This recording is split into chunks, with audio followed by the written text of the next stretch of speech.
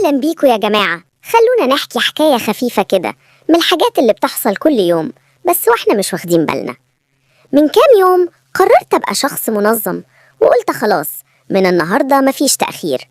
صحيت بدري، لبست، نزلت، وصلت الشغل قبل الميعاد. وقفت قدام الباب مستني أفتح.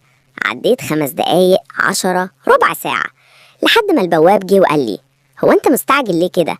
الشغل بيفتح بعد ساعة. قلت له: لا عادي، أصل أنا قررت أبقى منظم. البواب بصلي وقال: طب ما كنت نمت ساعة كمان. دخلت الشغل، قلت أبدأ اليوم بهدوء. عملت قهوة، قعدت على المكتب، فتحت الكمبيوتر قرر هو كمان ياخد اليوم بهدوء. فضل يفكر ويفكر ويفكر لحد ما القهوة بردت. قلت خلاص نبدأ شغل. لقيت المدير داخل، بصلي وقال: انت جاي بدري النهاردة؟ قلت له: اه يا فندم. قال لي: طيب استغل الحماس ده وروح اشتري لنا فطار. وانا راجع بالفطار وقفت الاسانسير، لقيت واحد واقف جنبي، بصلي وقال: الفطار ريحته حلوة. قلت له: ده فطار الشغل. قال لي: ربنا يزيدك تنظيم. رجعت المكتب، حطيت الفطار، قعدت. المدير قال: ها، ايه رأيك في النظام؟ قلت له: حلو قوي بس محتاج يتأخر شوية.